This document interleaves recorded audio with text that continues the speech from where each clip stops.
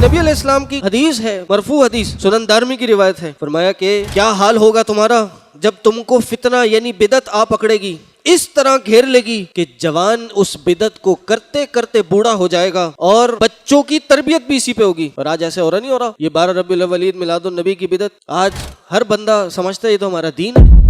कोई इसके खिलाफ बोले तो उस पे फतवा लगाया जाता है कि तुम नबी सल्लल्लाहु अलैहि वसल्लम से मोहब्बत नहीं करते, तुम नबी अलैहिस्सलाम की सुन्नत से मोहब्बत, तुम गुस्ताख हो। यानी बिदात इतनी रच बस जाएंगी कि जब उनको कहा जाएगा कि तुम इन बिदात को छोड़ दो तो वो कहेंगे क्या हम सुन्नत को छोड़ दें। आज आप कह के तो देखें कि जी ये 12 रबीउल अव्वल और इस तरह की और चीजें ये ना करिए, ये सुन्नत से साबित नहीं है। सामने से क्या जवाब आएगा? इसको तर्क कर दें, ये खैर के कामों को तर्क कर दें। हम कौन सा अकीदा है हमारा, कहाँ से लाए हैं?